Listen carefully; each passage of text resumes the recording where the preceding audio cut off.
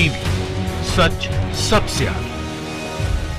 दोस्तों, मैं अब्बास हफीज हूं। मोदी सरकार, केंद्र में बैठी भारतीय जनता पार्टी की सरकार एक बार फिर अपने दोहरे चरित्र को लेकर आज बेनकाब हो गई है। पूरे देश के सामने सुप्रीम कोर्ट में जो बातें सॉलिसिटर जनरल, जो सरकारी वकील साहब है, उन्होंने करी हैं, उसको देखकर हर कोई कहेगा कि ये सत्ता में आने से पहले कुछ होता है, सत्ता में आने के बाद कुछ होता है। मामला है इटालियन मरीन्स का, जिन्होंने हमारे दो मछुआरों की जान ले ली थी 2012 में, फरवरी में। 15 फरवरी का केस था।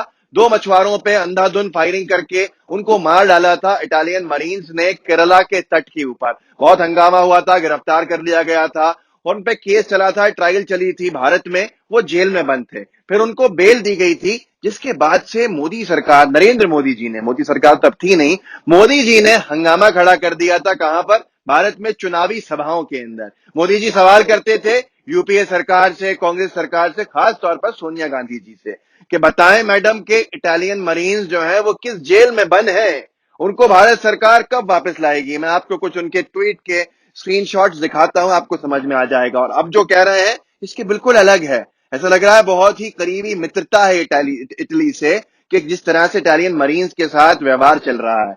नरेंद्र मोदी जी ने लिखा था अपने ट्विटर के ऊपर 13 मार्च 2013 को, UPA should explain to the nation, जिसका हिंदी अनुवाद है कि यूपीए जो सरकार है वो भारत देश को बताए, समझाए कि उसने क्या एक्शंस लिए हैं इटालियन मरीन्स को वापस लाने के लिए। इटालियन मरीन्स जो बेल पर बाहर हैं, जो इटली से वापस नहीं आ रहे हैं, उनका क्या एक्शन लिया गया है, ताकि ये पूरा चुनावी मुद्दा बनाया जाए। फिर उन्होंने 31 मार्च 2014 को चुनावी सभा के अंदर कहा, जिसका मैं आपको सुनाऊंगा भी, कि अगर मैडम इतनी देशभक्त हैं तो जो हमारे मछुआरों को, जो इटालियन मरीन्स ने बेरहमी से मार डाला था, उनको किस जेल के अंदर बंद है वो। पहले ये वीडियो देखिएगा, उसके बाद मैं बताऊंगा आपको कि सुप्रीम कोर्ट में मोदी सरकार ने कैसी पलटी मारी है और कैसे अब इनको वापस भेजने पे लग गए हैं कि भैया इनको वापस इटली भेज दो, इनको यहां नहीं वहीं पर उनका केस चलेगा। ये दोहरा चरित्र नहीं है तो क्या है? पहले सुनिए मोदी जी का चुनावी भाषण का एक हिस्सा, जिसमें कह रहे हैं मैडम बताएं, सुनिए। हमारी देशभक्ति को ललकारा है, जरा जवाब दो। देश जानना चाहता है, देश जानना चाहता है, मेरे केरल के दो मछुआरों को मारने वाले वो हत्यारे किस जेल में है, जरा सब पता बताओ। मैं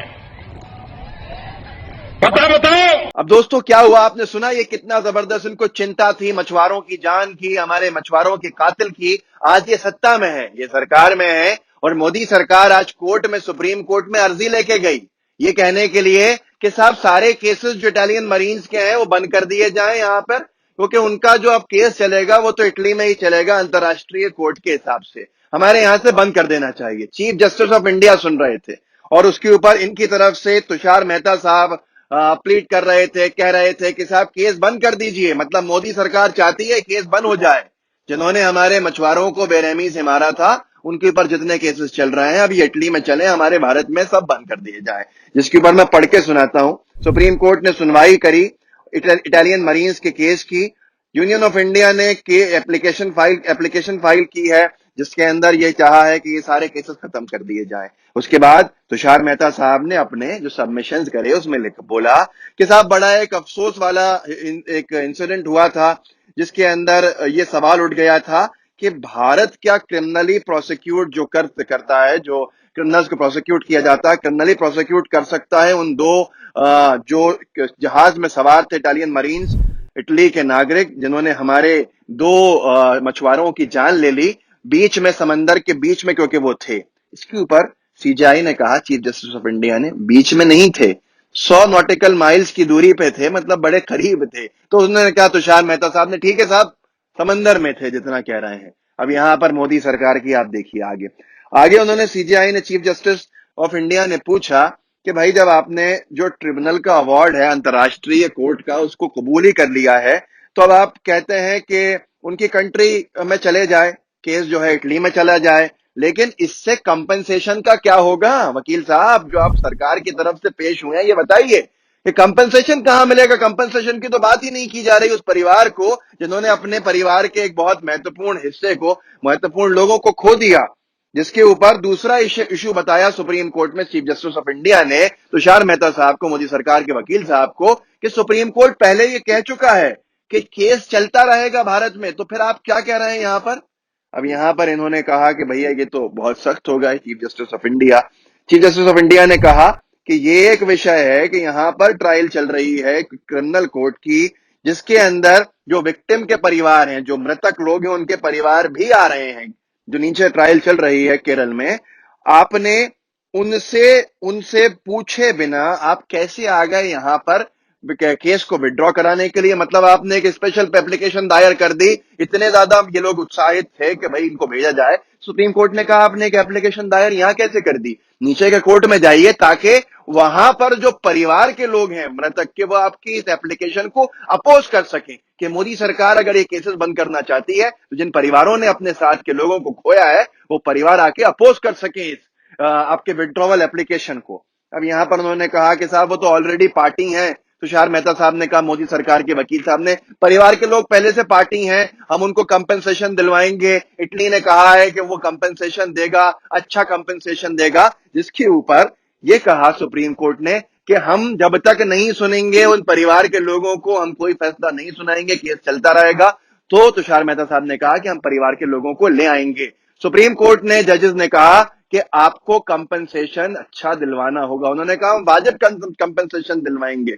सुप्रीम कोर्ट ने कहा वाजिब नहीं, मैक्सिमम कंपेंसेशन दिलवाया जाए। तो उन्होंने कहा ठीक है साहब, मैक्सिमम कंपेंसेशन। सुप्रीम कोर्ट ने फिर यह कहा कि हमें आप तो चेक लाके दीजिए, हम अपने हाथ से देंगे कंपेंसेशन, फिर बात होगी यहां पर। दोस्तों मसला यह है, तो मोदी जी बार बार सवाल करते थे। मोदी जी कहते थे भाई कहां हैं वो लोग, कब आएंगे? अब मोदी जी कह रहे हैं कि इनको वापस इटली भेज दीजिए, वहीं चलेगा इनका केस। हमारे मछुआरों की जान ले ली और मोदी सरकार कहती है कि इटली जाएं वापस, वहां केस चलेगा, और उन्होंने कहा है कि वो सख्त सजा देंगे। भारत के अंदर, भारत की जमीन पर मछुआरों को मारने वाले, अब उनकी सुनवाई उनके देश में होगी। ऐसा कहां होता है, ये तो चीज समझ में नहीं आती। लेकिन उससे बड़ी चीज ये है कि मोदी जी तो बड़ा बड़ा कहते थे कि भाई इनको न्याय मिले, तो क्या सिर्फ चुनावी सभा तक न्याय की आवाज सीमित है? मोदी जी, भाजपा, आप लोग जो बहुत सारा समर्थन करते हैं, उनके लिए आंख खोलने वाले केसेस हैं। सरकार में आने से पहले कुछ, सरकार में आने के बाद कुछ। इटालियन मरीन्स को सजा होनी चाहिए सरकार में आने से पहले, सरकार में आने के बाद इनको वापस उनके देश भेज देना चाहिए। लोग कह रहे हैं कि भैया कोई सा पैसा ले लिया, क्या कर दिया, उनके आगे झुक गए, क्या हो गया? आज ऐसे सवाल ट्विटर के ऊपर उठ रहा है कि मैं ट्वीट्स पढ़ के सुनाना पाऊं तो बहुत ही ज्यादा देर भी हो जाएगी और आपको भी समझ में आएगा कि ये कितना अपमानित करने वाला समय आ गया है। दूसरी बात, फॉरेन डायरेक्ट इन्वेस्टमेंट का सब विरोध करेंगे जब हम सरकार में नहीं होंगे। जब आएंगे तो 100% एफडीआई ले आएंगे भारत में। ये है भाजपा की असलियत, भाजपा का चाल चरित्र चेहरा। आईटी का विरोध करते थे जब राजीव गांधी जी आए थे लेकर, अटल बिहारी वाजपेयी जी स्वर्गीय और अडवाणी जी ये बैलगाड़ी पे गए थे पार्लियामेंट, ये बताने के लिए कि भैया हमें तो बैलगाड़ी चाहिए, ये जमाना चाहिए, हमें नहीं चाहिए आईटी वाईटी आपका। और आज कहते हैं डिजिटल इंडिया के जो हम लोग हैं सबसे महत्वपूर्ण लोग हैं। क्या है ये दोहरा चरित्र नहीं है तो और क्या है? इस वीडियो को शेयर कीजिएगा, हमारे नए चैनल द एल टीवी को जरूर सब्सक्राइब कीजिए। इस तरह के एक्सपोज हम करते रहेंगे, आपको रूबरू कराते रहेंगे। द एल टीवी का डिस्क्रिप्शन बॉक्स के अंदर लिंक है, उसको क्लिक करके सब्सक्राइब कर लीजिएगा। द लाइव टीवी जिस पे आप ये देख रहे हैं, उसको जरूर बेल आइकन दबा के साथ में सब्सक्राइब कीजिए, ताकि बेल आइकन दबाने से आपको हर वीडियो मिलता रहे। जय हिंद, जय भारत। लाइव टीवी, सच सबसे आगे।